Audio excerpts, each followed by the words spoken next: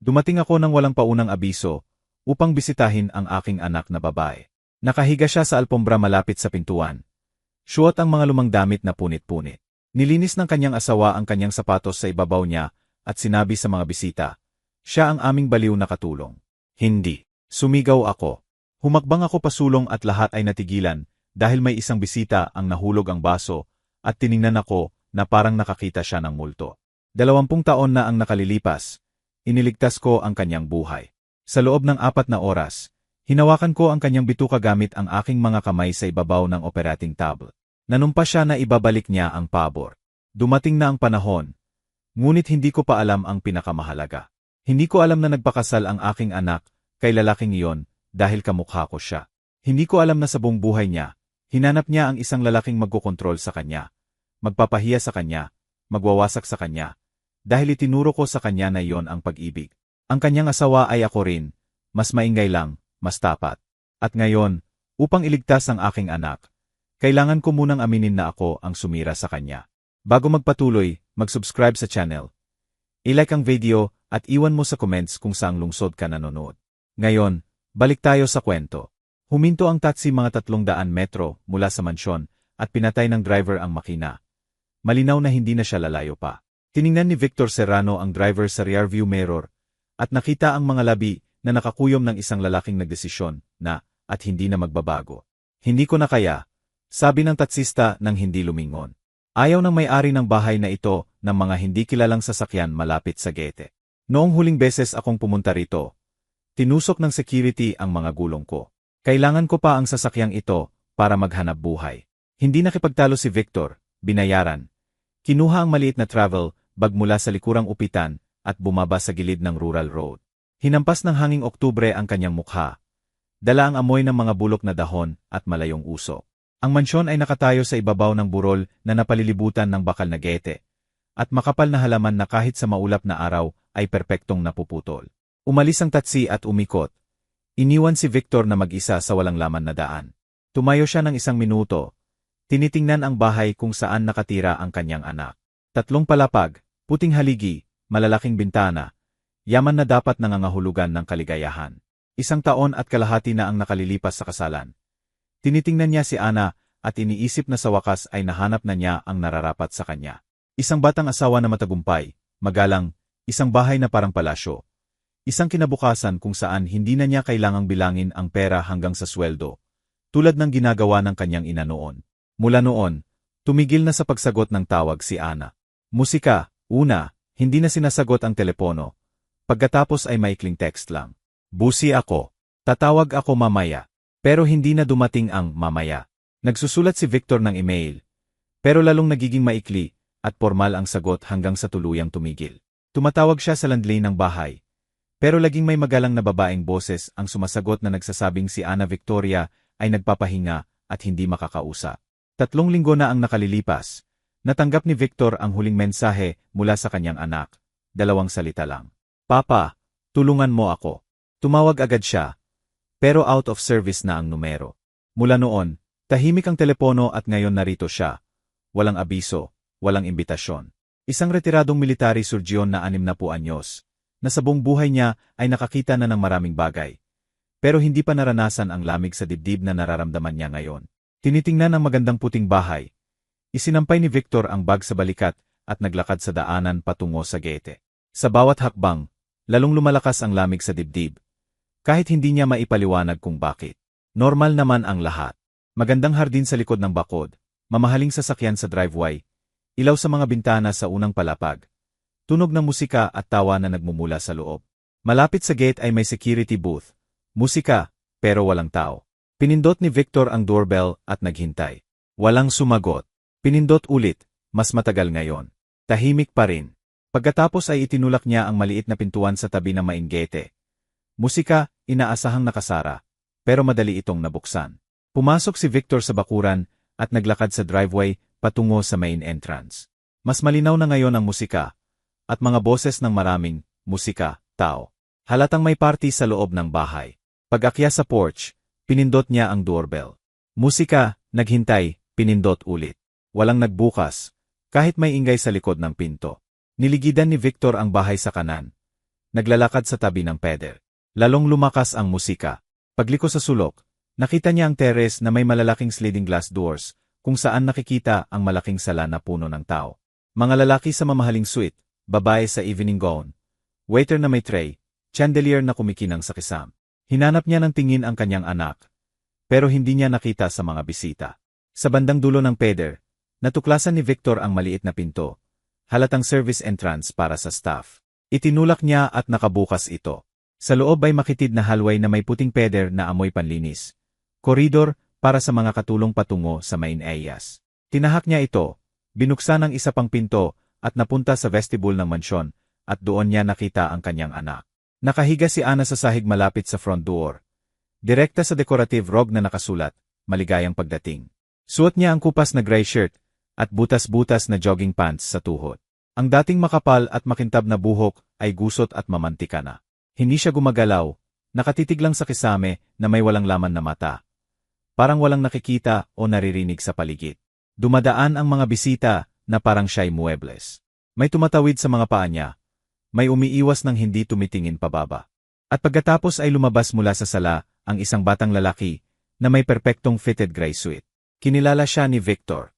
Si Adrian, asawa ni Ana, ang manugang na nakita niya lang sa kasalan, musika, at noon ay mukhang edukado at confident. Lumapit si Adrian sa pinto nang hindi tumitingin sa sahig. Tumayo direkta sa ibabaw ni Ana, sa tiyan niya, at sinimulang linisan ang sole ng kanyang shinny shoes. Una ang isang paa, pagkatapos ang isa pa, na parang hindi tao kundi ordinaryong doormat lang. Mga ginang at ginoo, sabi niya ng malakas, musika, tinutukoy ang mga bisita sa vestibule. Huwag ninyo pansinin. Siya ang aming baliw na katulong. Kawawa naman, may sakit sa ulo, pero inaalagaan namin siya. Charity namin ito. May tumawa, may umiling na may peking awa. Walang umangal. Nakatayo si Victor sa pasukan ng service hallway at ang mundo sa paligid niya ay lumiit sa laki ng eksenang iyon. Sa katawan ng kanyang anak sa sahig, sa makintab na sapatos sa tiyan niya, sa mga tawa na parang salamin na kinakiskis sa salamin. Hindi siya sumigaw, hindi siya sumugod, isang hakbang lang papasok sa vestibule. At sa sandaling iyon, may nahulog na baso sa sala. Ang tunog ng kristal sa marmol na sahig ay nagpalingon sa lahat. Sa pasukan ng sala ay nakatayo ang isang lalaking may gray na buhok mga 65 anyos na may impeccable dark blue suit. Nakahiga ang tsampaging glass sa paanan niya at lumalawak ang golden poodle sa sahig. Pero hindi niya napansin. Nakatingin siya kay Victor na parang nakakita siya ng muling nabuhay mula sa libingan. Kinilala rin siya ni Victor. Ang mga matang iyon ay nakita niya 20 taon na ang nakalilipas ng magmulat pagkatapos ng mahabang operasyon. Guerrero. Ignacio Guerrero. Noon ay batang negosyante na nakaranas ng malubhang aksidente sa bundok. Ruptured spleen, liver damage, maraming internal bleeding. Anumang ibang surgeon ay tatanggi. Sasabihin walang pag-asa. Nag-operate si Victor ng 4 na oras diretso. Literal na binuo ulit ang lalaki piraso-piraso. Nang magkamalay si Guerrero, umiyak siya at paulit-ulit na sinabi, ibabalik ko ang pabor, kahit magkano, utang ko sa iyo ang buhay ko habang buhay. Ngayon ang lalaking iyon ay nakatayo sa gitna ng party, at nakatingin kay Victor na puno ng takot ang mata. Victor Serrano, bulong ni Guerrero at nanginginig ang boses. Nagangat ng ulo si Adrian nang marinig ang pangalan at tiningnan ang biyenan. Sandali lang, natigilan ang mukha niya at may matalim at mapanganib na kumislap sa mata. Parang talim ng kutsilyo na nakatago. Pero pagkatapos ay nagbago ang ekspresyon na parang may nag-switch. At ngumiti ng malapad si Adrian. Papa, sigaw niya habang bumaba sa katawan ni Ana at lumapit kay Victor na nakabuka ang mga braso. Diyos ko, anong sorpresa? Napakagandang sorpresa. Bakit hindi ka nagpaalam? Dapat sana ay maayos kaming maghanda para sa iyo. Hindi tinugon ni Victor ang yakap. Nakatingin siya sa likod ng manugang patungo sa anak na nakahiga pa rin sa sahig. Dahan-dahang nilingon ni Ana ang ulo at tiningnan siya. Walang pagkilala sa mata niya. Tanging walang laman at parang takot. Papa, tawag ni Victor at paos ang boses. Kumurap siya ng isang beses, isa pa. Gumalaw ang labi. Papa, bulong niya ng mahina na halos hindi marinig. Papa, buhay ka pa. Lumingon si Adrian sa mga bisita habang ngumingiti pa rin. Mga kaibigan, pasensya na sa maliit na drama. Musika.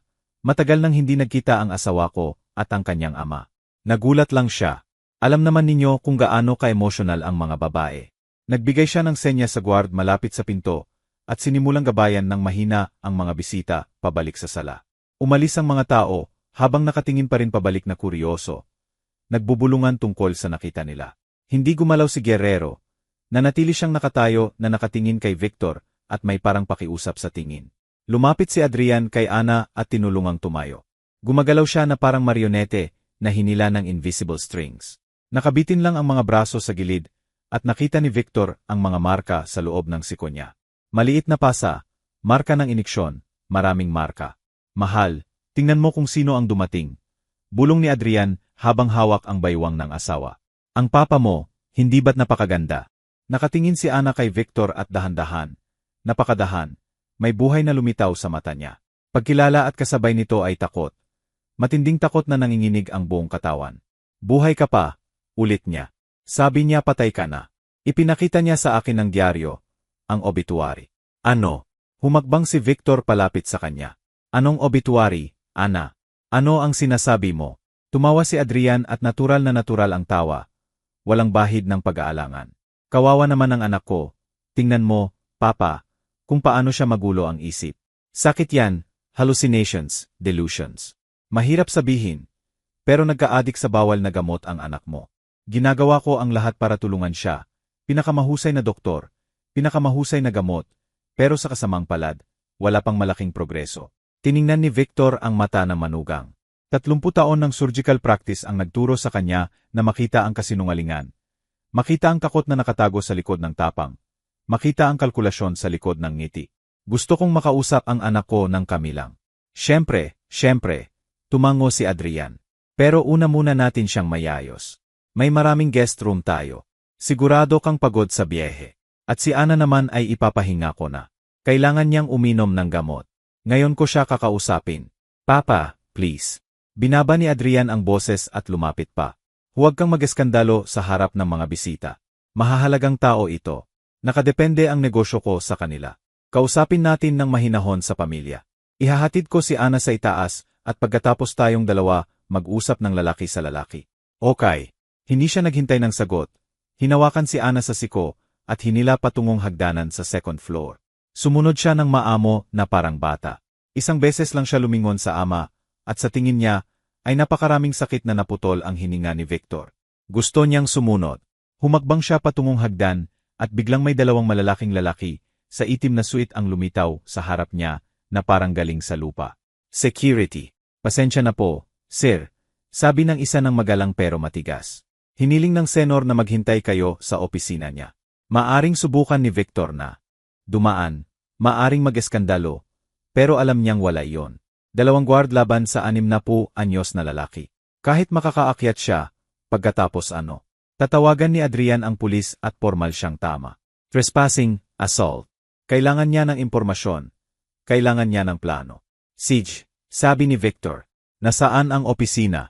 Hinatid siya sa vestibule papasa sa sala, kung saan nagpapatuloy ang party na parang walang nangyari, hanggang sa malayong parte ng bahay. Malaki ang opisina na may oak panel sa pader. Massive desk at leather armchairs. Sa likod ng salamin ng shelves ay mga libro na halatang hindi pa nababasa. Masyadong pantay ang spines. Masyadong magkakapareho ang binding. Nanatili ang mga guard sa labas ng pinto. Lumapit si Victor sa bintana at tiningnan ang madilim na hardin. Nanginginig ang mga kamay, hindi sa takot, kundi sa galit na pinipigilan niya ng buong lakas. Bumukas ang pinto at pumasok si Guerrero. Mukha siyang 10 taon na mas matanda kaysa noong nakita ni Victor sa vestibule. Isinara niya ang pinto at nanatili sa kinatatayuan na hindi makalapit pa. Victor Serrano, simula niya at nanginginig ang boses. Hindi ko alam. Sumpa ko sa lahat ng banal. Hindi ko alam. Ano ang hindi mo alam? Hindi siya lumingon ni Victor sa bintana. Ang ginagawa niya sa kanya. Akala ko masaya siya. Ako ang nagpakilala sa kanila. Iyon ang kasalanan ko. Ngayon lumingon si Victor at tiningnan ang lalaking iniligtas niya, ang buhay 20 taon na ang nakalilipas. Sabihin mo sa akin, sabi niya, lahat mula sa simula. Bumagsak si Guerrero sa armchair na parang ayaw siyang buhatin ng mga paa. 2 taon na ang nakalilipas nagsimula. Nasa charity gala ako. Naroon din si Adrian. Anak siya ng dating business partner ko. Nag-usap kami. Sinabi niyang naghahanap siya ng mapapangasawa. Naalala ko ang anak mo. Nagtatrabaho noon siya sa isang publishing house. Nakita ko siya minsan sa book lounge. Matalino, maganda, mahinhin, perpektong asawa para sa lalaki sa circle niya. Tumahimik siya habang pinupunasan ang no. Ipinakilala ko sila. Nag-ayos ako ng pagkikita sa isang reception. Nagkagustuhan sila. 6 months pagkatapos kasal. Naroon ako. Nakita ko kung paano siya tiningnan ni Ana. Totoong umiibig siya. At pagkatapos umalis ako papuntang Europe ng 6 months. Negosyo. Pagbalik ko, nagsimula akong makarinig ng bulong-bulungan na may sakit ang bagong asawa ni Adrian. May problema sa droga.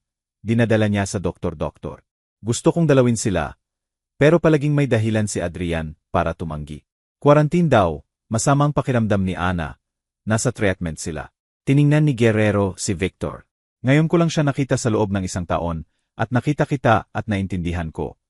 Naintindihan ko na ginagawa niya sa kanya ang ginawa niya sa iba. Naramdaman ni Victor na ang lamig sa dibdib ay naging yelo. Sino pang iba? Bumuka ang bibig ni Guerrero para sumagot. Pero sa sandaling iyon ay biglang bumukas ang pinto at pumasok si Adrian. Ngumingiti, pero malamig at alerto ang mata. Parang nag-a-assess ng kalaban. Ignacio, sabi niya na may pagkabahala. Iniwan mo ang mga bisita para sa private talk. Hindi naman magandang asal iyan. Tumayo si Guerrero at nakita ni Victor na namutla siya.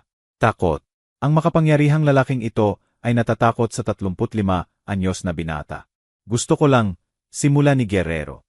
Naiintindihan ko, putol ni Adrian. Gusto mong magbigay galang sa ama ng asawa ko. Nakaka-touch.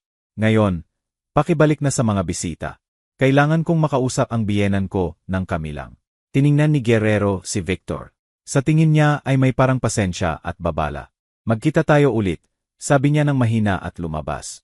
Isinara ni Adrian ang pinto at lumingon kay Victor. Nawala ang ngiti sa mukha niya na parang binura. Sige, sabi niya habang lumalapit sa desk at umupo sa upuan ng may-ari. Mag-usap tayong dalawang lalaki. Humiga si Adrian sa upuan at ipinag-cross ang mga braso sa dibdib. Tinitingnan si Victor na parang ganap niyang kontrolado ang sitwasyon. Wala nang bakas ng friendly smell na ipinakita sa mga bisita. Ngayon ay mukha ito ng predator na nakulong ang biktima at nasisiyahan sa kawalan ng laban nito. Maupo kayo. Itinuro niya ang armchair sa harap ng desk. Matagal ang usapan. Hindi umupo si Victor. Nanatili siyang nakatayo malapit sa bintana. Nakapag-cross ang braso. Tinitingnan ang manugang tulad ng tinitingnan niya ang mga batang officer na nagsisinungaling sa kanya. Ang tingin na iyon ay nagpapawis at nagpapastutter sa mga tao. Pero tinagalan ni Adrian ng walang halatang discomfort. Kung gusto ninyo, shrug ni Adrian, tumayo kayo kung mas komportable. Kahit sa edad ninyo ingatan ninyo ang mga paa. Ano ang nangyayari sa anak ko? Hindi tanong ni Victor, demand ng sagot. Nagbuntong hininga si Adrian na parang nagpapaliwanag ng obvious sa taong hindi nakakaintindi. Binuksan niya ang drawer ng desk, kinuha ang folder at inilagay sa harap niya. Sana hindi na natin kailangang umabot dito, sabi niya. Sana tinanggap ninyo ang sitwasyon ng walang hindi kinakailangang tanong. Pero dahil nagpipilit kayo, eto. Binuksan niya ang folder at iniikot para makita ni Victor ang laman. Medical reports sa official paper, prescriptions, pictures. May sakit ang anak ninyo. Sabi ni Adrian na may carefully rehearsed sadness sa boses. Schizoaffective disorder dulot ng substance abuse. Sa madaling salita, nag-a-addict siya sa droga 3 buwan pagkatapos ng kasal namin. Una cocaine, pagkatapos mas malala. Sinubukan kong pigilan, pero huli na. Nagsimula ang psychosis, hallucinations, aggressive episodes. Kinuha niya ang isang picture mula sa folder at iniabot kay Victor. Sa larawan si Ana, pero mahirap kilalanin. Gusot ang buhok, baliw ang mata, deformed ang bibig sa sigaw. Nakatayo siya sa sulok ng kwarto na may hawak na kutsilyo sa dibdib. 8 buwan na ang nakalilipas, sabi ni Adrian. Sinubukan niya akong saksakin. Sabi niya nilalason ko ang pagkain niya.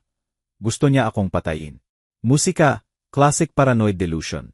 Tiningnan ni Victor ang picture ng mabuti. Ang trained eye niya bilang surgeon ay nakakapansin ng details na hindi napapansin ng ordinaryong tao. Dilated pupils, o natural paleness ng balat, body posture ng taong lumalaban sa loss of coordination. Hindi ito parang psychosis mula sa cocaine. Parang poisoning ito. Dinala ko siya sa pinakamahusay na specialists. Patuloy ni Adrian. Clinic sa Switzerland, professors mula Germany, lahat parehong sinabi. Irreversible changes sa psyche. Hindi na siya babalik sa dati. Kinuha niya pa ang ibang documents sa folder. Medical reports na may selyo at pirma. Maaari ko siyang ipasok sa closed psychiatric clinic.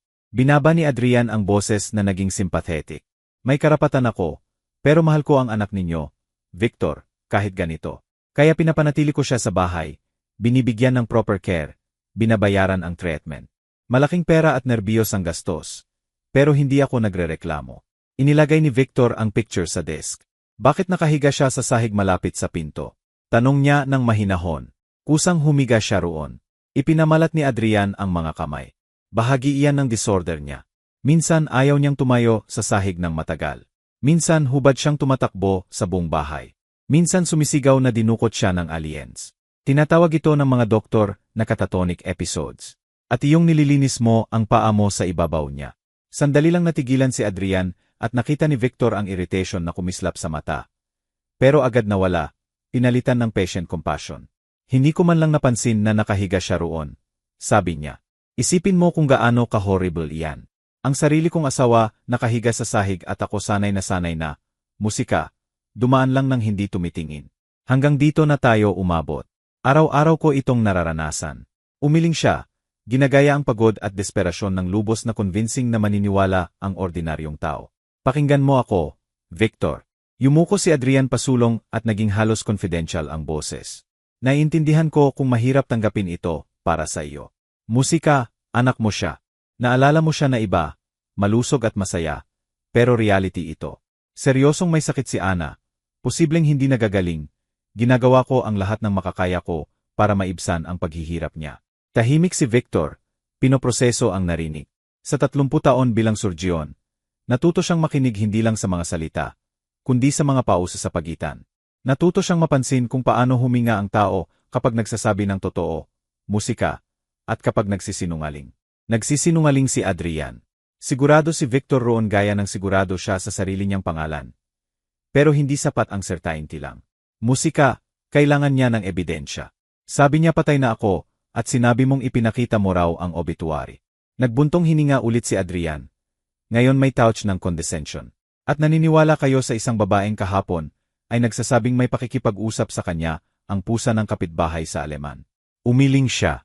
Victor, naiintindihan ko ang damdamin ng ama. Pero maging realistic tayo. Hindi na makilala ni Ana ang realidad sa kanyang hallucinations. Maaring nakakita siya ng obituary sa magazine ng isang hindi kilala at nagdesisyon na ako iyon. Kaya naman katang-isip lang niya ang buong kwento. Humiga ulit siya sa upuan at tiningnan si Victor na may ibang ekspresyon ngayon. Evaluative, musika, at calculating. Maging tapat tayo, sabi niya. Alam ko kung ano ang iniisip ninyo tungkol sa akin. Nakita ko sa mata ninyo nang pumasok kayo. Iniisip ninyong halimaw ako na nananakit sa anak ninyo. Pero ang totoo ako lang ang nag-aalaga sa kanya. Tumayo siya at lumapit sa bar sa sulok ng opisina. Nagbuhos siya ng whiskey sa heavy crystal glass. Nasaan kayo noong nakaraang 1 taon at kalahati? Tanong niya nang hindi lumingon. Tumigil siya sa pagsagot ng tawag ninyo at nagreseg na lang kayo. Hindi kayo pumunta. Hindi ninyo chinek. Alam ninyo ba kung bakit? Kasi komportable sa inyo na isipin na masaya siya.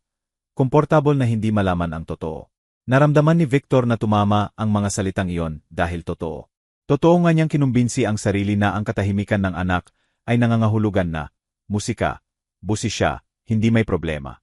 Kinumbinsi niya ang sarili na mas maalagaan siya ng mayamang asawa kaysa kaya niya noon. Pero ako ang nanatili sa tabi niya. Patuloy ni Adrian habang lumilingon na may glass sa kamay. Araw-araw, gabi-gabi, kapag sumisigaw siya sa bangungot, kapag hindi niya ako kilala at tinatawag ako sa ibang pangalan, kapag sinusubukan niya magpatiwakal sa bintana, hinawakan ko ang mga kamay niya at nakikiusap na mabuhay siya. Musika, ako, hindi kayo. Uminom siya ng whiskey at kinisil ang mata. Kaya bago ninyo ako husgahan, tingnan ninyo ang sarili ninyo. Anong klaseng ama kayo kung hindi kayo tinawagan ni Ana para humingi ng tulong nang magsimula ang lahat? Siguro kasi alam niyang wala kayong pakialam. Pinisil ni Victor ang mga kamao ng sobrang lakas na nakabaon ang kuko sa palat. Gusto niyang tawirin ang kwarto at bugbugin ang mayabang na iyon. Gusto niyang hawakan sa lig at kalugin hanggang lumabas ang totoo. Pero pinipigilan niya dahil alam niyang iyon ang hinintay ni Adrian. Isang suntok at tatawagan ang pulis, akusasyon ng assault, restraining order para hindi na makalapit sa anak niya ayon sa korte. Musika, Matalino ang lalaking ito. Dangerously matalino. Alam mo, patuloy ni Adrian, at may bagong tone sa boses na halos friendly. Marami ang kinuwento sa akin ni Ana tungkol sa pagkabata niya. Tungkol sa inyo, tungkol sa inyong asawa na si Lydia. Nang banggitin ang pangalan ng asawa, nayanig si Victor at napansin ito ni Adrian. Bahagya siyang ngumiti nang hindi halata. Musika, kinuwento niya kung paano natatakot sa kanya ang nanay niya. Kung paano naglalakad ng tiptoy sa bahay para hindi maistorbo ang dakilang surgeon. Kung paano umiyak sa banyo sa gabi para walang makarinig. Kung paano humihingi ng pahintulot na dalawin ang kapatid niya ng 1 linggo. At sasabihin ninyo, hindi, dahil ang lugar niya ay katabi ng asawa niya. Nanatili si Victor na hindi gumagalaw at bawat salita ay parang bato na bumagsak sa kanya. Sinabi ni Ana na hindi heart attack ang ikinamatay ng ina niya. Naging malambot at insinuating ang boses ni Adrian. Namatay siya sa pakikipamuhay sa inyo. Isang umagalang ayaw na niyang gumising. Sumuko ang katawan dahil sumuko muna ang kaluluwa. Tumahimik ka. Narinig ni Victor ang sariling boses na parang galing sa labas. Hindi komportable ang katotohanan, di ba? Lumapit pa si Adrian at may madilim at masayang bagay na sumasayaw sa mata. Kilala mo ako, di ba, Victor? Kilala mo ako dahil magkamukha tayo. Ginagawa ko lang ang ginagawa mo noon. Pero hayagan, walang pagpapanggap, walang mask ng intellectual doctor. Pinili ako ni Ana dahil familiar ako. Dahil itinuro mo sa kanya na ang lalaki dapat magkontrol at ang babae dapat sumunod. Huminto siya 2 hakbang mula kay Victor at tuwid na tiningnan sa mata. Kaya kung gusto mong malaman kung sino ang may sala, kung bakit nakahiga ang anak mo sa doormat malapit sa pinto, tumingin ka sa salamin. Ikaw ang nagsimula. Ako lang ang nagpatuloy. Sumuntok si Victor. Hindi niya plinano. Walang oras mag-isip. Kusang lumipad ang kamao pasulong at tumama sa panga ni Adrian. Lumipad si Adrian paatras. Tumama ang likod sa desk at natumba ang baso ng whiskey. Lumandas ang amber liquid sa mga dokumento. Biglang bumukas ang pinto ng opisina at pumasok ang 2 guard. Hinawakan nila si Victor sa mga braso at pinilipit sa likod. Hindi siya lumaban.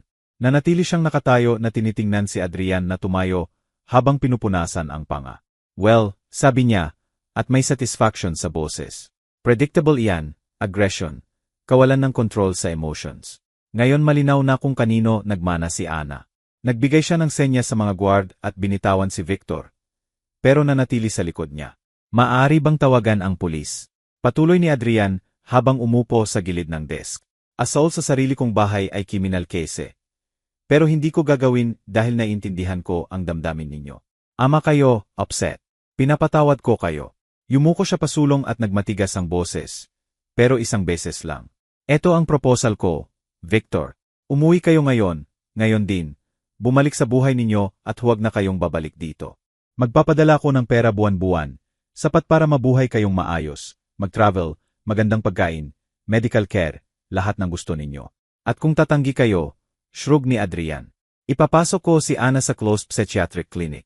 May lahat akong documents, medical reports, pirma ng doktor. Ay dedeklara siyang incapacitated ng korte sa 1 araw at ikakaso ko kayo ng trespassing at assault sa may-ari ng bahay. Ang ninong ko ay justice sa Supreme Court. Sa tingin ninyo paano matatapos ito para sa inyo? Tahimik si Victor. Mabilis na umikot ang isip. Si Ana sa sahig, mga marka ng iniksyon sa braso. Walang laman na mata, ang mga salitang, buhay ka pa. At kasabay nito, ang mga salita ni Adrian tungkol kay Lydia. Tungkol sa asawang umiyak sa banyo. Tungkol sa kontrol. Tungkol sa pagpili ni Ana ng kamukha niya, at ang kakilakilabot na pag-unawa na may katotohanan sa mga salitang iyon. Hindi lahat, pero bahagi. Ang bahaging itinago ni Victor sa sarili niya sa loob ng 20 taon. Pag-isipan ninyo ng mabuti, sabi ni Adrian na halos mahinahon. Hindi ako halimaw, pragmatic lang ako. Ayaw ko ng skandal. Ayaw ko ng gyera sa kamag-anak. Gusto ko ng peace. Umuwi kayo. Mabuhay ng maayos at lahat masaya. Tumayo siya at nagpunta sa pinto. Sasamahan kayo ng mga guard sa labas. Tatawagan nila ang sasakyan ninyo. Pag-isipan ninyo ang proposal ko sa daan. Kung tatanggap kayo, tumawag bukas sa numerong ito. Inilagay niya ang business card sa gilid ng desk at lumabas. Hinawakan ng mga guard si Victor sa siko at hinatid sa labas. Hindi siya lumaban. Naglalakad siya sa mga hallway ng mansyon, dumadaan sa mga kwarto na may mamahaling muebles, dumadaan sa mga painting at sculpture, musika, at iniisip lang ang isang bagay. Marka ng iniksyon, dilated pupils, loss of coordination, slow speech. Nakita niya na iyan noon, higit pa sa isang beses sa military hospital, kapag may dinadala na prisoners na na-interrogate gamit ang chemical substances, drugs na nagbubura ng willpower, drugs na nagdudulot ng hallucinations at paranoia, drugs na nagpapamukha sa healthy person na baliw, hindi ginagamot si Ana, nilalason siya. Inilabas ng mga guard si Victor sa main entrance at iniwan sa porch. Sa ibaba sa driveway ay may naghihintay ng taxi. Bumaba si Victor sa hagdan, sumakay sa sasakyan at binigay ang address ng train station. Umalis ang taxi at nagsimulang lumiit ang mansyon sa rear window. Pero hindi tumingin pabalik si Victor. Nakatingin siya sa business card na hawak pa rin niya. Sa likod ng card, sa ibaba ng printed number, may nakasulat na kamay, Guerrero ngayon, Caldelro XI, naghihintay ako. Hindi kilala ang sulat. May isang bisita, may nakakita sa nangyari. Itinago ni Victor ang card sa bulsa at binigay sa driver ang bagong address. Ang bahay sa Caldelro ay lumang mansyon na nakasiksik sa gitna ng modern office buildings na parang piraso ng nakaraang siglo na nakalimutan ng lungsod na gibain. Huminto ang taxi sa harap ng Iron Gates. Sa likod nito ay nakikitang abandoned garden na may mga hubad na puno at basag na stone pots. Binayaran ni Victor at bumaba. Nararamdaman ang lamig ng gabi na pumapasok sa ilalim ng coat. Nakabukas ng kaunti ang gates na parang naghihintay. Naglakad siya sapat hanggang sa malaking wooden door at hindi pa niya nahahawakan ng bumukas ito. Sa pintuan ay si Guerrero, wala ng jacket, nakabukas ang kwelyo ng shirt. Mukha siyang hindi natulog ng ilang araw at hindi balak matulog sa susunod pang mga araw. Pumasok ka, sabi niya ng mahina at umusod para makadaan. Amoy old wood at alikabok ng libro ang bahay. Hinatid siya ni Guerrero sa madilim na hallway hanggang sa isang sala kung saan may nagliyab na fireplace at dalawang armchair na nakaharap sa apoy. Sa maliit na table sa pagitan nila ay may nakahandang jar ng cognac at dalawang glass. Maupo ka. Musika, Guerrero. Itinuro niya ang isang armchair. Matagal ang usapan. Umupo si Victor, pero tinanggihan ang cognac.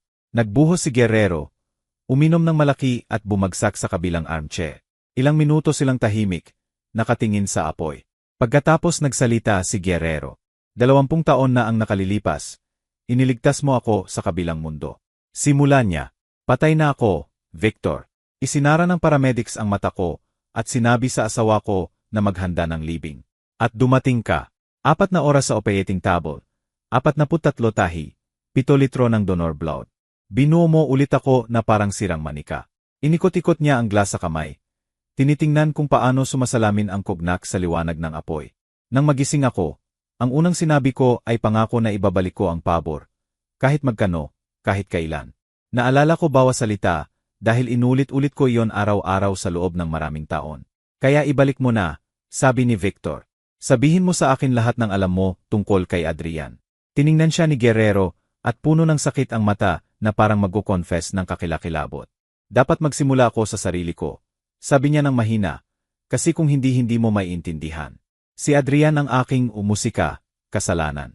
Ako ang lumikha ng halimaw na iyon. Inilagay niya ang glass at pinagsiklop ang mga kamay sa harap.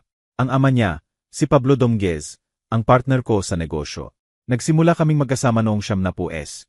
Noong panahon na mas mabuti nang hindi alalahanin kung paano kumita. Walang awa si Pablo, pero itinuring ko siyang kaibigan. Nang 15 anyos si Adrian, hiniling ni Pablo na maging ninong ako. Tinanggap ko nang hindi nag-iisip. Tumayo siya at lumapit sa fireplace na nakatingin sa apoy. Lumaki si Adrian na kakaibang bata. Matalino, charming, pero malamig.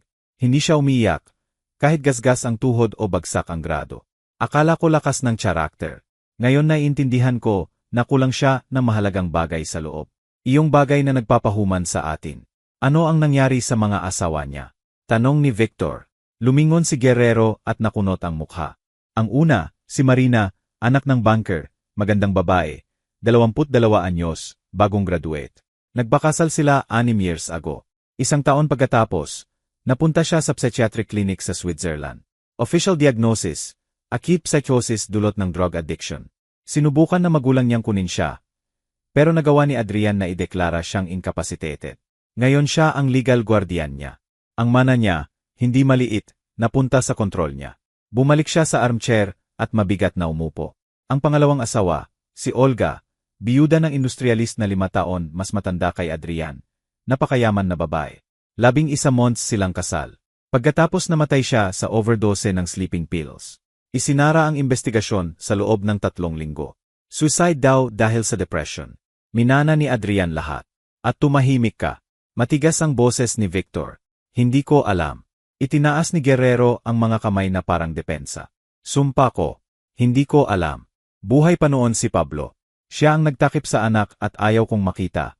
Ayaw kong maniwala. Sobrang charming. Sobrang convincing si Adrian. Umiyak siya sa libing ni Olga na may tunay na luha. Hinawakan ko ang balikat niya at inaliw ko siya. Tinakpan niya ang mukha ng mga kamay. Nang hingin niya sa akin na ipakilala ko siya sa anak mo, masaya akong tumulong. Akala ko mabuti ang ginagawa ko. Pinagsasama ko ang 2 mabubuting tao. Si Ana ay sobrang bright, puno ng buhay. Akala ko siya ang magbabago sa kanya. Kailan mo naintindihan ang totoo? Tanong ni Victor. 3 buwan na ang nakalilipas. Inalis ni Guerrero ang mga kamay sa mukha. Namamatay si Pablo sa cancer at dinalaw ko siya sa hospital. Kami lang at nagsimula siyang magsalita, mag-confess, tulad ng ginagawa ng mga namamatay. Kinuwento niya sa akin si Marina, si Olga, kung paano niya binabayaran ang mga doktor para sa fake diagnosis, kung paano niya sinusuhulan ang investigators at judges. Musika, ipinagmamalaki niya iyon, naiintindihan mo. Ipinagmamalaki ang anak na pinalaki niya. Naputol ang boses niya. Sabi niya espesyal si Adrian. Nakikita niya sa mga babae ang hindi nila alam sa sarili nila. Ang kanilang weakness, takot, sugat at ginagamit lahat iyon para sirain sila mula sa loob.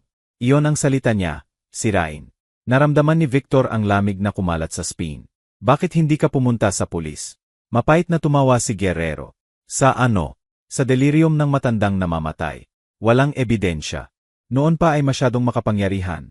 Masyadong protektado si Adrian. Hanggang sa mga opisina na takot kong isipin ang connections niya.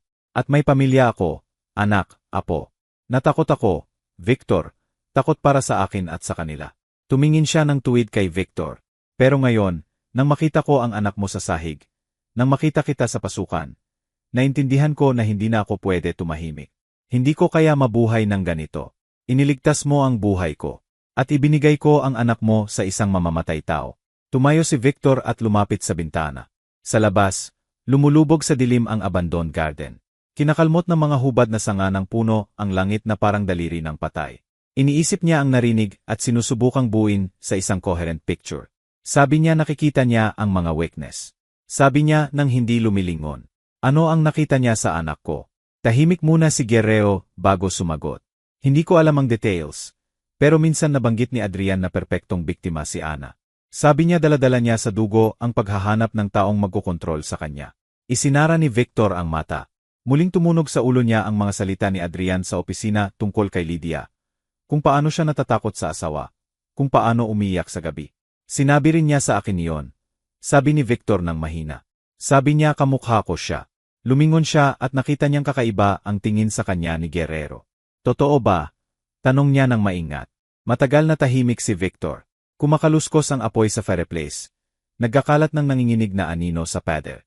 Nang magsalita siya sa wakas, paos ang boses. Hindi ko kailanman sinaktan ang asawa ko. Simula niya. Hindi ko siya sinigawan. Sa papel ako ang perpektong asawa, respetadong surgeon, magandang sweldo, hindi umiinom, walang ibang babae.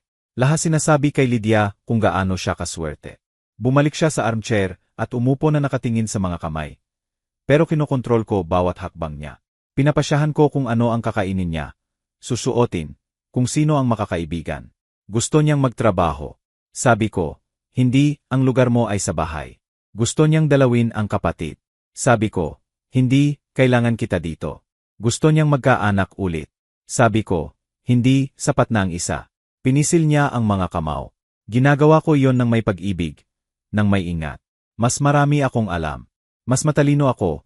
Mas may experience, mas malakas. Dapat siyang sumunod dahil gusto ko ang kabutihan niya. Ganun ang iniisip ko. Ganun ang justification ko. Ano ang nangyari sa kanya? Tanong ni Guerrero ng mahina. Nagkasakit siya ng 40 anyos. Sabi ng mga doktor, puso. Pero ako rin doktor. Alam ko walang kinalaman ang puso. Ayaw na lang niyang mabuhay. Tumigil siya sa pagkain. Tumigil sa pagtulog. Unti-unting namamatay sa harap ng mata ko. At wala akong ginawa o ayaw kong makita. Tiningnan niya si Guerrero ng tuwid. Namatay siya ng 52 anyos sa kwarto namin, sa kama namin. Umuwi ako mula sa trabaho at nakita ko siya. Ngumingiti siya sa unang pagkakataon sa loob ng maraming taon. Puno ng katahimikan ng kwarto. Tanging ang kaluskos ng apoy ang naririnig. Hindi umiyak si Ana sa libing. Patuloy ni Victor. Akala ko sobrang nasaktan siya. Pero pagkatapos naintindihan ko. Hindi yon grief, relief yon. Napalaya ang nanay niya at natuwa si Ana para sa kanya.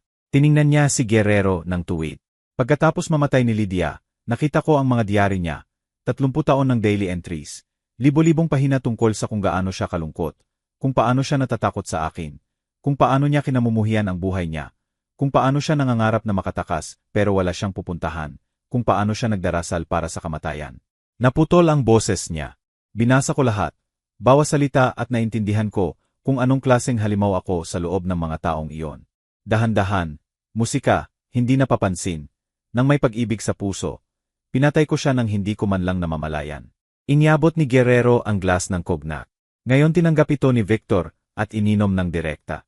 Tama si Adrian, sabi niya. Lumaki si Ana sa bahay kung saan ang pag-ibig ay kontrol, kung saan ang pag-aalaga ay submission. Wala siyang ibang kilala. Nang makilala niya si Adrian, nakilala niya ang familiar. Naramdaman niyang nasa bahay siya. Hindi siya ginagawang guilty sa ginagawa niya sa kanya. Sabi ni Guerrero. Hindi, sumang-ayon si Victor. Pero ginagawa akong responsible sa pagiging walang laban niya. Itinuro ko sa kanya na tanggapin ang violence bilang pag-ibig. Ako ang lumikha ng biktima na natagpuan niya. Tumayo siya at may bagong determinasyon sa mata. Pero kaya ko pa itong ayusin. Hindi ko maibabalik ang mga taon na kinuha ko, musika, kay Lydia. Hindi ko mabubura ang itinuro ko kay Ana. Pero mailalabas ko siya rito. Mabibigyan ko siya ng pagkakataon sa bagong buhay. Paano? Tanong ni Guerrero. May pera siya, connections, abogado. Wala kayong anuman. Mayroon ako sa iyo. Musika, sabi ni Victor. Kilala mo ang mga tao. Alam mo kung saan maghahanap. May medical knowledge ako. Naiintindihan ko ang ginagawa niya at mayroon akong bagay na wala siya. Wala akong mawawala. Tiningnan siya ni Guerrero ng matagal at may nagbabago sa mukha. Ang takot ay napapalitan ng iba. Siguro kahihiyan. Siguro determination. Sige, sabi niya sa wakas, tutulungan kita. Pero dapat maintindihan mo kung ano ang kinakaharap natin. Kung matalo tayo, wawasakin tayo ni Adrian pareho at dadalhin si Ana sa lugar na walang balikan. Kung hindi natin susubukan, wala na talagang balikan siya. Musika, sagot ni Victor. Tumango si Guerrero at kinuha ang cellphone. May contact ako sa prosecution. May matino pa sa panahon ngayon. Kung makakakuha tayo ng trace ng drugs sa dugo niya, testimony ng witnesses, recordings ng CCT. May CCT sa bahay. Pero si Adrian lang ang may access. Umiling si Guerrero. Intimidated ang mga staff, hindi sila magsasalita. At binibili ng buo ang mga doktor na nagrereseta ng gamot. Dapat may isa, iginiit ni Victor. May nakakakita sa nangyayari at hindi makakayang mabuhay ng ganito. Nag-isip si Guerrero. May isang katulong, sabi niya ng dahan-dahan. Si Sofa, nagtatrabaho roon mula pa sa unang asawa. Nakita ko kung paano niya tiningnan si Adrian. Parang may gusto siyang sabihin pero natatakot. Makakakontak mo ba siya? Susubukan ko, pero delikado. Kung malaman ni Adrian. Risk it, sabi ni Victor, para sa anak ko, para sa utang mo. Tiningnan siya ni Guerrero at tumango. Tatawagan kita bukas hapon. Manatili ka sa lungsod. Pero huwag lumapit sa mansyon. Isipin ni Adrian na umuwi ka na. Iniabot ni Victor ang kamay. Pinisil ito ni Guerrero at sa pisil na iyon ay higit pa sa formal agreement. Ito ang redemption ng 20 taon utang. Salamat. Musika, sabi ni Victor. Huwag mo akong pasalamatan, sagot ni Guerrero. Wala pa tayong nagagawa at baka hindi natin magawa. Magagawa natin. Nagpunta si Musika, Victor sa pinto. Wala tayong ibang choice. Lumabas siya sa malamig na gabi at naglakad sa walang laman na kalye na naghahanap ng taxi. Sa ulo niya ay tumutunog ang mga salita mula sa diary ni Lydia na kabisado niya kahit gustuhin niyang kalimutan. Ngayon ulit sinabi niya, hindi, maliit lang ang hinihingi ko, isang araw lang kasama ang kapatid ko. Pero mas marami siyang alam. Palagi niyang mas marami ang alam. Hindi na ako nagtatanong kung mahal ko siya. Nagtatanong na lang ako kung kailan matatapos ito at natatakot ako sa sagot. 20 taon na ang nakalilipas binasa niya ang mga linyang iyon at umiyak. Umiyak siya sa awa sa sarili, sa hindi pag-unawa, sa resentment sa asawang hindi pinahalagahan ang pag-aalaga niya. Ngayon umiyak ulit siya, pero sa iba, sa pag-unawa, sa kahihiyan, sa horror ng ginawa niya sa taong minahal niya, at sa determinasyon na huwag hayaang maulit ang history. May taxi na huminto sa tabi niya, at sumakay si Victor na binigay ang address ng pinakamalapit na hotel. May mahabang gabi sa unahan. Bukas magsisimula ang giyera na dapat niyang panalo. Hindi para sa sarili niya, para sa anak niya na sinira niya nang hindi sinasadya. Para sa asawa niya na hindi na niya mapapatawad. Para maayos kahit paano bago pahuli ang lahat. Maliit at ordinaryong ang hotel room. Manipis ang peder na naririnig ang boses ng kapitbahay at ingay ng sasakyan sa kalye. Nakaupo si Victor sa matigas na kama. Nakatingin sa cellphone sa kamay na naghihintay. Halos isang buong araw na ang nakalilipas mula nang umalis siya sa bahay ni Guerrero. Isang buong araw ng kawalan ng aksyon na mas mahirap kaysa sa anumang mahabang operasyon. Iniisip niya si Ana, ang nangyayari sa kanya sa mismong sandaling iyon habang nakaupo siya roon. Ang mga drugs na unti-unting sumisira sa isip niya. Ang asawang nililinis ang paa sa ibabaw niya at tinatawag na baliw na katulong sa harap ng mga bisita, na bawat oras ng delay ay maaring huli na. Tumunog ang cellphone ng 7 ng gabi. Madilim na sa labas. Hindi kilalang number. Victor, tense ang boses ni Guerrero. Nakita ko si Sofa. Pumayag siyang magkita, pero sa iyo lang. Takot siya sa akin. Sabi niya kaibigan ako ni Adrian. Saan at kailan? Ngayon 9 ng gabi. Lumabas siya tuwing gabi para mamili ng groceries. Sa oras na yon lang siya pinapalabas ni Adrian ng bahay para sa pamimili. Sa Main Street Market, 3rd Aisle, vegetable stall. May suit siyang gray coat at blue scarf. Isinulat ni Victor ang address at malapit na niyang ibaba nang magdagdag pa si Guerrero. Ang kontak ko sa prosecution nag-review ng case ng second wife, si Olga. Officially malinis lahat, suicide, walang suspicious circumstance. Pero nakita niya ang record ng statement ng isang katulong na hindi isinama sa case files. Anong statement? Nakita niya si Adrian na pumasok sa kwarto ng asawa niya. Musika, 1 oras bago i-anunsyo ang kamatayan at nakita niyang lumabas na may hawak na empty vial. Isinulat ito ng investigator at pagkatapos binura sa akta. Napromote ang investigator at na-transfer sa ibang lungsod. 1 buwan pagkatapos, pinisil ni Victor ang phone ng sobrang lakas na nag-crack ang plastic. Sapat ba iyan para magbukas ng case? Mag-isa hindi. Hindi certified ang statement. Nag-retract ang witness kinabukasan. Sabi niya nagkamali siya, hindi malinaw ang nakita. Pero kung madadagdagan ng ibang ebidensya, magsisimula ng mabuo ang picture. Anong ibang ebidensya? Depende yon sa sasabihin ni Sofa, musika, at kung makakakuha ka ng blood analysis kay Ana. Kung may matagpuang trace ng gamot na hindi officially prescribed, simula na yon ng katapusan para kay Adrian. Ibinaba ni Victor at nagsimulang maghanda. Sa travel bag niya ay may medical kit na lagi niyang daladala dahil sa ugali. Ugali mula sa panahon ng military. Syringes, antidotes, basic meds. Hindi niya alam kung kakailanganin, pero nararamdaman niyang kakailanganin. 20 minutes ang biyahe ng taxi sa Main Street. Halos walang tao na ang market. Sa oras na iyon, karamihan ng vendors ay nagsasara na. Nakita ni Victor ang vegetable stall at naghintay na parang namimili ng patatas. Dumating si Sofa ng eksaktong 9. Maliit na babae mga 50 anyos na may pagod na mukha at maingat na mata. Gray coat, blue scarf, lahat tulad ng sinabi ni Guerrero. Huminto siya sa katabing stall at nagsimulang tingnan ang carrots. Sumisilip kay Victor. Lumapit siya nang hindi tumitingin sa kanya. Ama ako ni Ana, sabi niya ng mahina. Gusto mong mag-usap. Nayanig si Sofa, kahit inaasahan niya ang mga salitang iyon. Hindi dito, bulong niya. Sa likod ng stall may daanan papuntang backyard. Mauna ka. Susunod ako. Ginawa ni Victor ang sinabi. Dumaan siya sa mga stall. Nakita ang makitid na passage sa pagitan ng peder at lumabas sa madilim na backyard na puno ng empty boxes at sako. 1 minuto pagkatapos lumitaw si Sofa na nakatingin sa paligid na parang hayop na nakukulong. Kaunti lang ang oras ko. Mabilis na simula niya. Kung malete ako ng higit sa kalahating oras, musika, magtatanong siya, at kung maghihinala siyang may kinausap ako.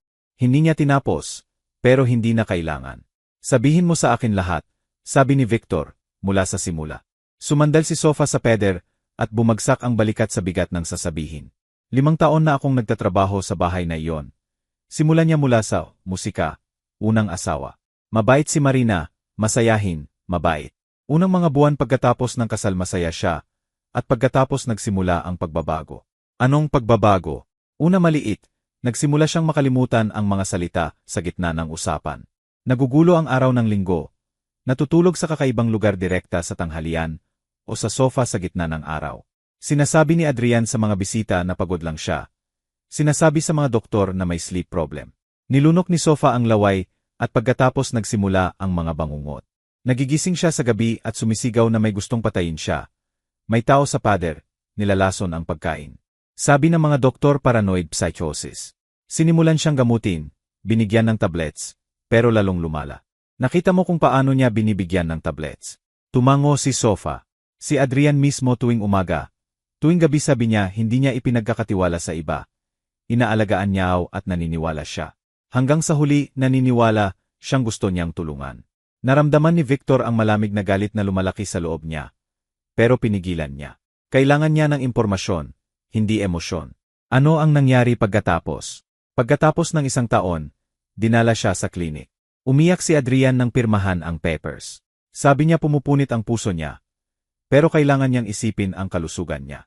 Lahat na awa sa kanya, sobrang mapagmahal na asawa, trahedya. Gumawa si Sofa ng mukha ng disgusto at nakita ko kung paano siya ngumiti nang umalis ang sasakyan na may dala sa kanya. Nakita ko kung paano siya nag-imbita ng kaibigan ng gabing iyon at nagparty hanggang madaling araw. At narinig ko kung paano siya nagsabi sa telepono sa isang tao na tapos na ang trabaho. Bakit hindi ka umalis noon? Saan ako pupunta? Mapait na tiningnan siya ni Sofa. 55 anyos na ako, walang education, walang pamilya, walang savings. Mababayaran ng maayos ni Adrian at kaunti ang trabaho para sa katulad ko. At bukod pa roon akala ko nagkakamali lang ako. Iniimagine ko lang, hindi posible yon. Umiling siya. At pagkatapos dumating ang pangalawang asawa, si Olga, matalino, malakas na babae. Akala ko siya ang makakaya sa kanya. Unang mga buwan talaga niya itong pinipigilan. Nakikipagtalo, naglalagay ng kondisyon. Nakikinig si Adrian, tumatango, tumatanggap, pero pagkatapos napansin ko nakakaiba ang amoy ng tiya niya. Bahagyang mapait, halos hindi noticeable. Tinanong ko ang cook kung ano ang nilalagay at sinabi ng cook na si Adrian mismo ang naghahanda ng tiya tuwing umaga para sa minamahal niyang asawa. Pinunasan ni Sofa ang mata gamit ang likod ng kamay. Pagkatapos ng 3 buwan, nagsimula ring magbago si Olga. Tahimik na siya, maamo, nalilito. Nakakalimutan niya kung ano ang pinag-uusapan, 1 minuto lang ang nakalilipas. Umiyak ng walang dahilan. Sabi ng mga doktor depression. Binigyan ng tablets. Binibigyan siya ni Adrian ng tablets at may iba pa niyang sarili. Alam mo ba eksakto kung ano ang binibigay niya? Nakita ko ang vial sa basurahan ng banyo niya. Transparent liquid na walang label. Gusto kong itago, ipakita sa iba. Pero napansin ni Adrian na ginagalaw ko ang basura. Wala siyang sinabi. Tiningnan lang niya ako. Sapat na iyon. Nanginginig siya. Kinabukasan, namatay si Olga at nakita ko ang note sa unan ko. 1 salita lang nakasulat, katahimikan. Naiintindihan na ngayon ni Victor kung bakit sobrang takot ang babaeng ito at naiintindihan kung gaano kalaking tapang ang kailangan para sa usapang ito. At ang anak ko, tanong niya, ano ang ginagawa niya sa kanya? Ibinaling ni Sofa ang tingin. Pareho, mas mabagal lang. Mas matagal na lumaban si Ana kaysa sa iba. Unang mga buwan talagang fighter siya. Sumisigaw siya, nagbabanta na alis, tumatawag sa kamag-anak. Gusto pa nga ni Adrian yon. Narinig ko siyang sabihin sa kaibigan na gusto niya ang challenge. Tinatawagan niya ako. Sabi ni Victor na pause ang boses sa unang mga buwan at pagkatapos kinuha niya ang phone niya. Sabi niya masyado siyang naninervous sa usap sa kamag-anak. Kailangan niya ng katahimikan. Naniwala siya. Palagi siyang naniniwala dahil alam niya kung paano sabihin ang tamang salita. Umiyak si Sofa. Ipinakita niya sa kanya ang diaryo na may obituary mo. Ako mismo ang nakakita. Umiyak siya ng 3 araw. Hindi kumain, hindi uminom. At inaliw siya niya, niyakap siya. Sabi niya siya na lang ang pamilya niya ngayon. Hindi niya siya iiwan. Saan niya nakuha ang obituary? Si Adrian mismo ang nagprint. May mga tao siya na makakagawa ng anumang dokumento. Passport, certificate, newspaper page, kahit ano. Hindi ito chinek ni Ana. Sobrang wasak siya. Sumandal si Victor sa pader. Nararamdaman na parang gumagalaw ang lupa sa ilalim ng paa niya. Naniniwala ang anak niya sa loob ng 1 taon at kalahati na patay na siya. 1 taon at kalahati na walang makakatulong sa kanya. Ano ang binibigay niya? Tanong niya habang pinipisan ang natitirang self-control. Anong gamot? Hindi ko alam ang pangalan. Pero alam kong naglalagay siya ng white powder sa pagkain at nag-i-inject tuwing gabi bago matulog. Sabi niya, vitamins ito. Pero nakita ko kung ano ang ginagawa ng vitamins na iyon. Hindi na niya kilala ang mga tao, kahit ako. Nanginginig ang mga kamay niya, lalo na sa Umaga. hindi sigurado ang lakad, parang lasing at palaging inaantok. Pero kapag natutulog sumisigaw sa bangungot. Pinakinggan ni Victor at mentally gumagawa ng list. Hallucinations, tremor, impaired coordination, confusion, classic signs ng poisoning sa neuroleptics na may halong iba, posibleng scopolamine o parehong group. Kailangan kong makarating sa kanya, sabi niya. Ngayong gabi pwede mo akong dalhin sa bahay. Umatras si Sofa at kumisla ang takot sa mata. Impossible Lyon. Ang security, ang CCTV, kung malaman niya, hindi malalaman. Humakbang si Victor palapit sa kanya. Sabi mo lumalabas ka tuwing gabi para mamili. Ibig sabihin alam mo kung kailan nagpapalit ang guard. Alam mo ang blind spots ng kamera. Alam mo kung paano makalusot ng hindi nakikita. Tahimik si Sofa at nakikita niya kung paano naglalaban ang takot at konsensya sa loob niya. Pakinggan mo ako. Hinawakan niya ang mga balikat. Doktor ako, military surgeon na may 30 taon experience. Matutulungan ko ang anak ko. May lalabas ko ang drug sa katawan niya. Pero kailangan kong makarating sa kanya. Ikaw lang ang makakagawa niyan. Papatay niya ako. Bulong ni Sofa. Kung malaman niya, papatayin niya ako. Kung wala kang gagawin, papatayin din niya si Ana. Tulad ng pinatay niya si Olga. Makakaya mo bang mabuhay ng ganito? Makakaya mong bumalik at makita kung paano namamatay ang isa pang babae sa bahay na iyon. Isinara ni Sofa ang mata. Tumulo ang luha sa pisngi. Ngayon, 2 na madaling araw. Sabi niya sa wakas. Nagpapalit ang guard sa oras na iyon. 5 minutes na walang bantay ang bakuran. Ang back door na dinaanan mo kahapon ay iwan kong nakabukas. Ang kwarto ni Ana ay sa 2nd floor. 3rd door sa kanan mula sa hagdan. Salama. Binitawan ni Victor ang mga balikat. Inililigtas mo ang buhay niya. O sinasentensya mo kaming 2 sa kamatayan. Pinunasan ni Sofa ang luha at kinuha ang cellphone mula sa bag. Ito ang number ko. Kung may mali, huwag kang pumunta. Ipapaalam ko. Binigkas niya ang number at umalis ng tahimik na parang lumitaw. Natunaw sa dilim sa pagitan ng mga stall. Nag-iisa si Victor sa backyard sa gitna ng empty boxes at amoy ng bulok na gulay. Tiningnan niya ang relo. 9:30 hanggang 2 ng madaling araw ay mahigit 4 na oras pa. Oras para maghanda. Bumalik siya sa hotel at ikinalat ang laman ng medical kit sa kama.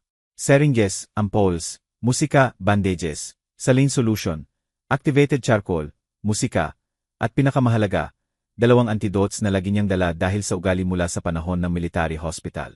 Ang una para sa barbiturate poisoning, ang pangalawa para sa anticholinergics, iyong group na kabilangan ng scopolamine. Kung tama ang hinala niya, isa sa mga ito ay makakatulong kay Ana na muling maging malinaw ang isip kahit pansamantala. Chink ni Victor ang expiration dates. Chink ang integrity ng ampoules. Musika, inihanda ang lahat ng maaring kailanganin. Pagkatapos umupo siya sa tabi ng bintana at naghintay. Nang 1:45 tumawag siya ng taxi at hiniling na ihatid sa 3 block mula sa mansyon. Ang natitirang lakarin niya. Pinanatili niya ang sarili sa anino ng mga puno at musika, bakod. Walang buwan ng gabi at mas tinatago siya ng dilim kaysa sa anumang camouflage. Nakabukas ang back door ng mansyon. Tulad ng ipinangako ni Sofa. Sumingit si Victor papasok at tumigil ng tahimik na nakikinig. Tanging ang home ng refrigerator, sa kusina, at malayong hilik ng guard sa kwarto malapit sa main entrance. Tinahak niya ang service hallway na kilala na niya. Sinusubukang huwag magpa-crack ang sahig. Sa 2nd floor ay mas madilim. Pero nasanay na ang mata niya sa dilim. 3rd door sa kanan mula sa hagdan, naalala niya. Hindi nakalak ang pinto. Itinulak ni Victor at pumasok. Malaki ang kwarto at halos walang laman. Kama sa peder, bedside table, bintana na may closed curtains at si Ana. Nakahiga sa kama sa kakaibang posisyon, na parang itinapon lang doon at nakalimutan. Lumapit si Victor at lumuhod sa tabi ng kama. Sa dilim, musika, parang wax na walang buhay ang mukha ng anak niya. Hinanap niya ang pulse sa lig, mahina pero regular. Pagkatapos kinuha ang maliit na flashlight mula sa bag at binuksan. Tinakpan ng palad ang liwanag. Dilated ang pupils ni Ana. Halos hindi tumutugon sa liwanag. Sa braso niya ay maraming marka ng iniksyon. luma at bago. Maputla, tuyo ang balat, basag ang labi. Chink niya ang bedside table, half-empty glass ng tubig, blister ng tablets na walang label, vial na may transparent liquid, walang label din. Inamoy ni Victor ang liquid at nakilala ang characteristic smell. Nakumpirma ang hinala niya. Kinuha niya ang syringe at ang ampul ng antidote. Hindi nanginginig ang mga kamay. Kahit sobrang lakas ng tibok ng puso na naririnig sa tenga. 30 taon ng practice ang nagturo sa kanya na ihiwalay ang emosyon sa aksyon. Gayon hindi siya ama, surgeon siya. Ilang segundo lang ang iniksyon. Ngayon hintayin na lang. Umupo si Victor sa gilid ng kama at hinawakan ang kamay ng anak sa kanya. Malamig at walang buhay ang kamay na parang natutulog na bata. Tinitingnan niya ang mukha at naalala kung paano siya noong maliit. Kung paano siya tumatakbo sa bahay. Tumatawa, yumayakap sa lig niya kapag umuwi siya mula sa trabaho. Kailan siya tumigil magyakap, hindi niya naalala. Hindi niya napansin ang sandali na nagsimula siyang iwasan ng anak niya. Kapag ang init ay naging polite distance. Kapag ang pag-ibig ay naging obligation. Lumipas ang 10 minutes, pagkatapos 20. Tahimik pa rin si Ana at biglang gumalaw ang talukap ng mata. Mahinang pinisil ng daliri ang kamay niya. Bumuka ang labi. Papa. Bulong niya ng mahina na halos hindi marinig. Papa. Yumuko pa si Victor. Nandito ako, sabi niya. Kazama kita. Dahan-dahang binuksan ni Ana ang mata. Sa mata niya ay confusion, takot at iba pa. Parang gapagaza. Buhay ka pa. Kumurap siya na parang hindi naniniwala sa sariling nakikita. Sabi niya patay ka na. Ipinakita niya sa akin ang diaryo. Akala ko, nagsinungaling siya.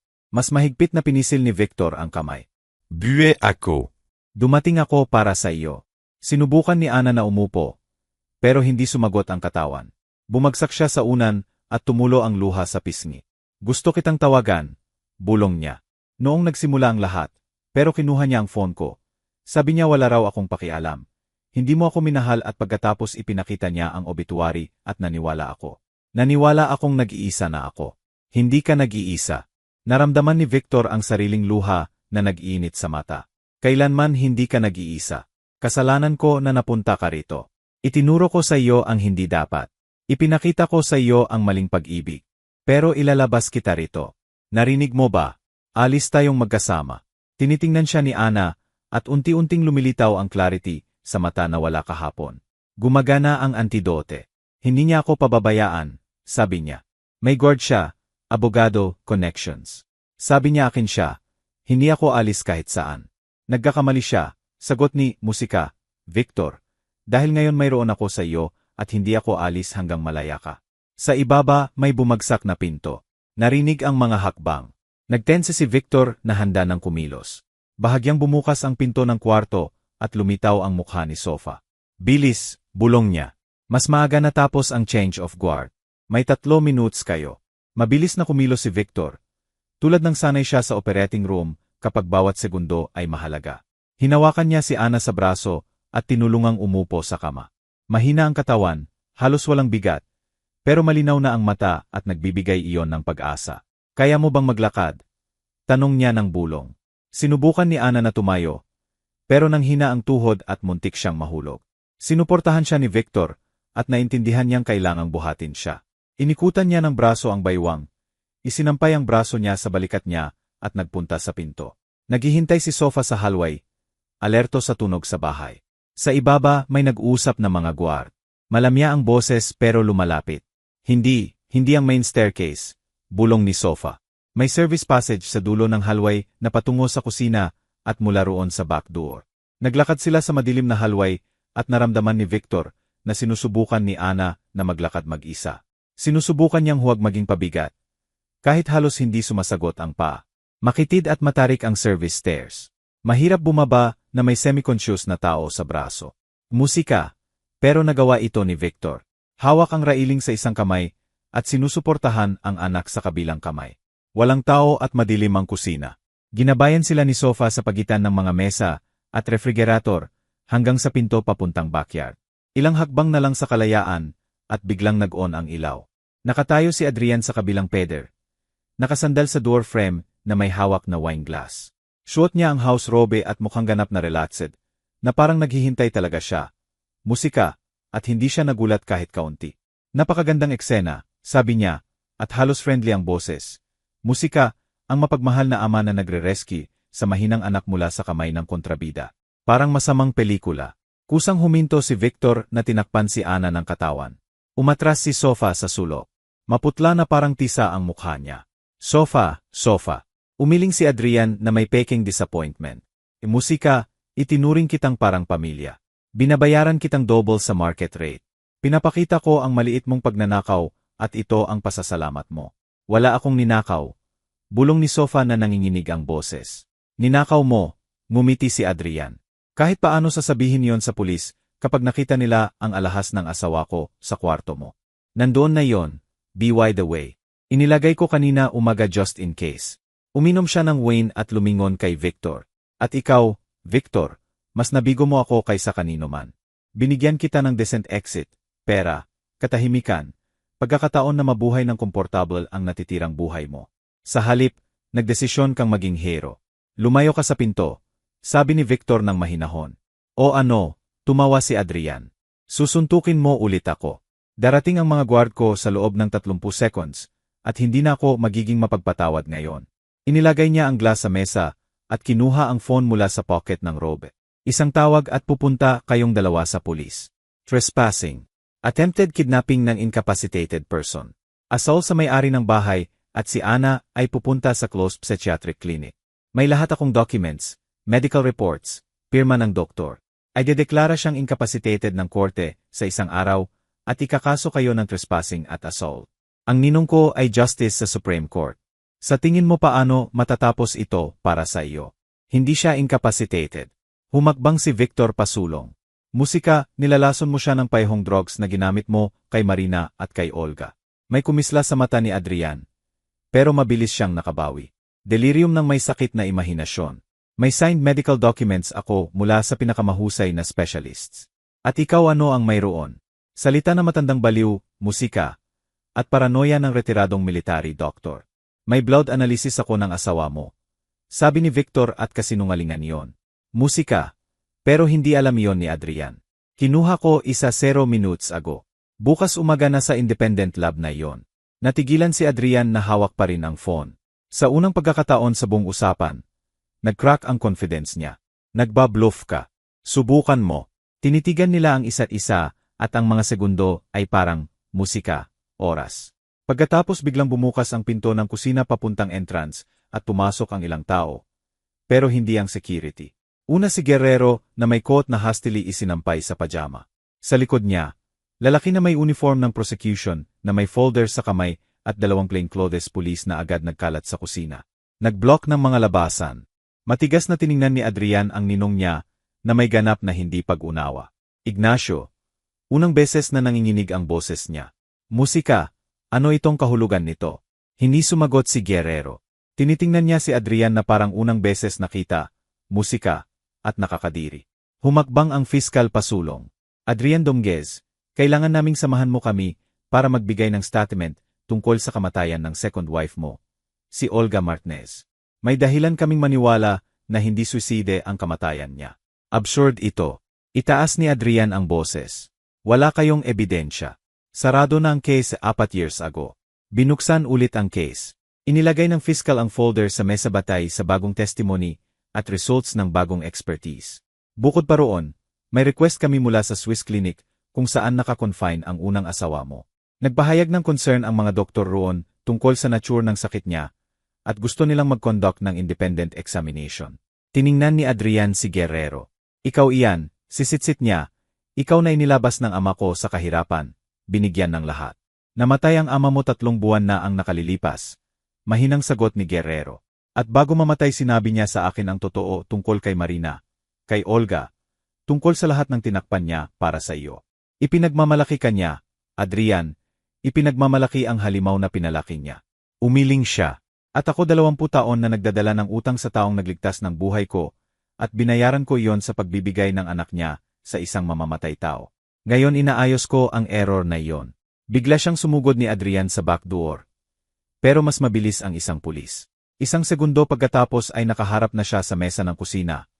Nakaposas ang mga kamay sa likod. Nag-click ang handcuffs sa pulso niya. May abogado ako, sigaw niya. May connections ako.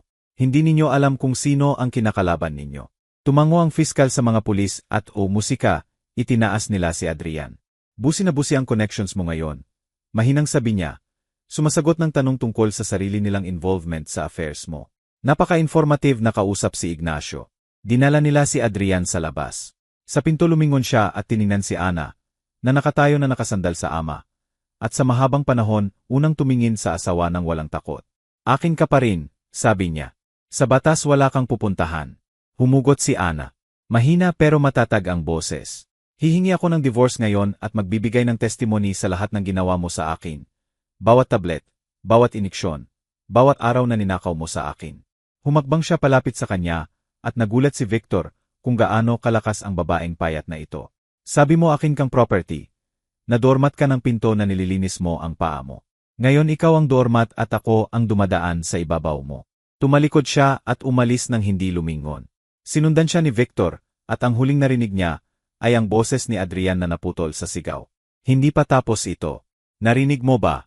Hindi pa tapos ito, pero yon ang umusika, katapusan, kahit paano para sa kanya. Ang mga sumunod na oras ay naging blur para kay Victor. Interrogation sa prosecution. Medical exams ni Ana sa hospital. Walang katapusang forms at records. Nanatili si Guerrero sa tabi niya. Tinutulungan siyang mag-navigate sa bureaucratic meze na ganap na bago sa isang retiradong military surgeon. Pag umaga, nakahiga si Ana sa private room na nakakabit sa na nag-aalis na natitirang lason sa katawan. Sabi ng mga doktor physically magre-recover siya sa ilang linggo. Sa psyche mas matagal, pero optimistic sila. Lalo na ngayon ligtas na siya at alam na niya ang totoo. Nakaupo si Victor sa tabi ng kama. Hawak ang kamay ng anak. Sa labas umaga na at ang unang sinag ng araw ay nagbibigay ng warm golden tone sa hospital room. Papa, binuksan ni Ana ang mata. Nandito ka pa. Hindi ako alis kahit saan, sagot niya. Maliban kung ikaw mismo ang magtaboy sa akin. Mahina siyang ngumiti, pero agad nawala ang ngiti. May kailangan akong sabihin sa iyo. Sabi niya ng mahina. Bagay na hindi ko pa nasabi noon. Hindi na kailangan. Magpahinga ka. Kailangan. Pinisil niya ang kamay. Dapat ko nang sinabi noon pa. Pero natatakot ako. Natatakot sa iyo. Natatakot sa gagawin mo. Natatakot sa mararamdaman ko kapag sinabi ko ng malakas. Tahimik si Victor na binibigyan siya ng oras para mag-ipon ng lakas. Kamukha mo siya, sabi ni Ana at hindi nanginginig ang boses. Hindi gaano kalupit, hindi gaano hayagan, pero kamukha. Kinokontrol mo si Mama araw-araw ng buhay niya. Pinapasyahan mo lahat para sa kanya. Kung ano ang kakainin, susuotin, kung sino ang makakaibigan. Tinawag mo itong pag-aalaga, pero kulungan iyon. Tumulo ang luha sa pisngi niya, pero hindi siya tumigil. Lumaki ako sa kulungang iyon. Akala ko normal iyon, ganun ang lahat ng pamilya, na ang lalaki dapat magkontrol at ang babae dapat sumunod. Nang makilala ko si Adrian familiar siya, safe. Nakita ko sa kanya ikaw at akala ko okay iyon. Ana, hayaan mo akong tapusin. Itinaas niya ang kamay. Nang mamatay si Mama, hindi ako umiyak. Naalala mo ba? Lahat akala nasa shock ako. Pero ang totoo natuwa ako para sa kanya. Natuwa na sa wakas malaya na siya at kinamuhian kita dahil doon.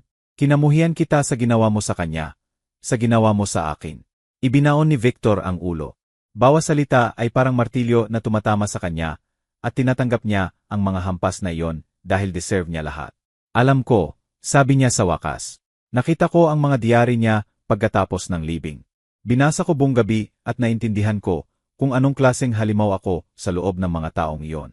Itinaas niya ang mata sa anak na puno ng luha. Hindi ko mababago ang nakaraan. Hindi ko maibabalik kay Mama ang mga taon na kinuha ko. Hindi ko mabubura ang itinuro ko sa iyo.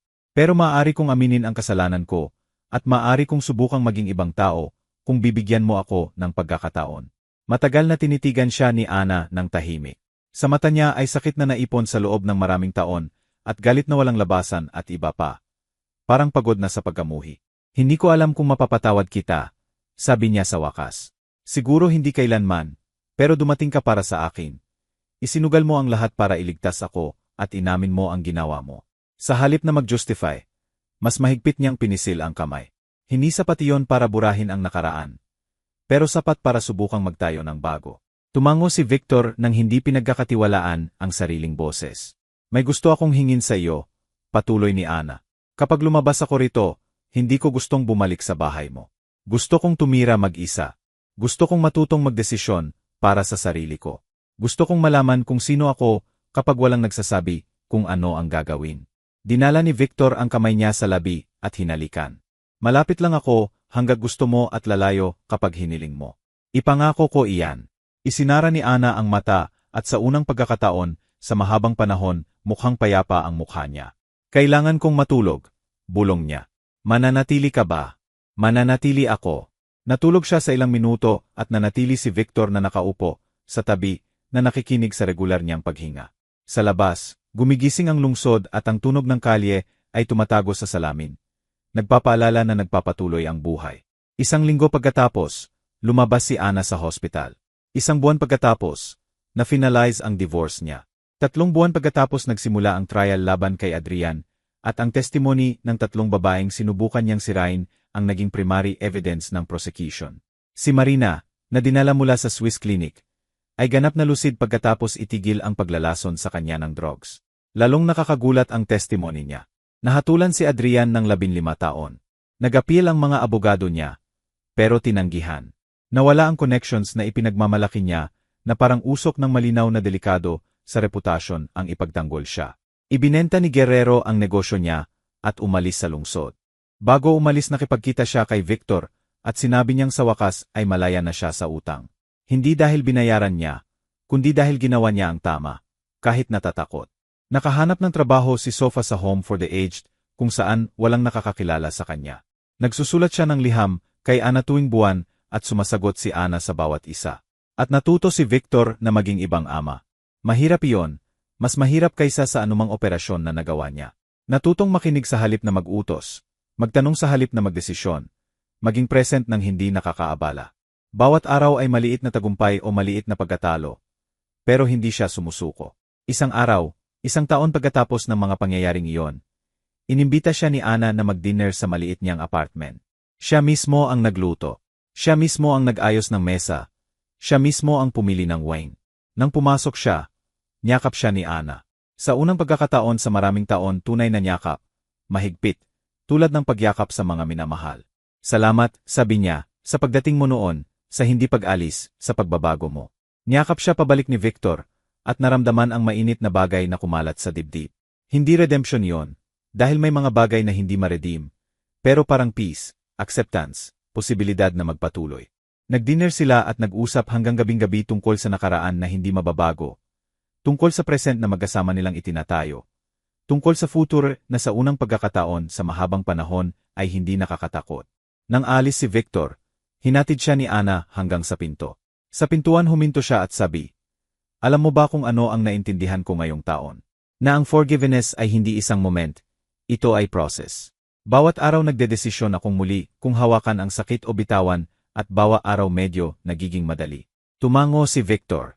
Naintindihan ko rin yon at nagpapasalamat ako sa bawat araw na binibigyan mo ako ng pagkakataon na maging mas mabuti. Lumabas siya sa gabi at naglakad sa kalye patungo sa bahay niya. Natutulog ang lungsod, pero may ilang bintana pa rin na may ilaw at sa likod ng bawat isa ay may sariling kwento. Sariling pagkakamali at sariling tagumpay, sariling halimaw at sariling bayani. Hindi alam ni Victor kung naging bayani na siya. Siguro hindi, pero alam niyang tiyak na hindi na siya halimaw at higit pa iyon sa nararapat sa kanya.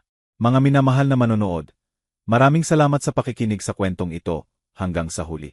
Ito ay kwento hindi lang ng rescue, kundi ng pagkilala sa sariling pagkakamali, na minsan para matulungan ang iba kailangan munang tumingin ng tapat sa salamin at na hindi huli ang lahat para magbago, kahit pa nagawa na ang hindi na maibabalik. Isulat mo sa comments, mayroon ba sa buhay mo na sitwasyon kung saan may umamin ng kasalanan sa iyo? O baka ikaw ang nakahanap ng lakas para humingi ng tawad sa bagay na ginagawa mo sa loob ng maraming taon? Interested akong marinig ang inyong kwento. Kung naantig ka ng kwentong ito, i-like at i-share sa mga maantig din. At kung gusto mong mauna sa bagong kwento, mag-subscribe sa channel at i-on ang bell. Ingat ka at ang mga mahal mo sa buhay. At tandaan, ang pag-ibig ay hindi kontrol. Ang pag-ibig ay kalayaan na makasama ang isa't isa. Magkita tayo sa susunod na kwento.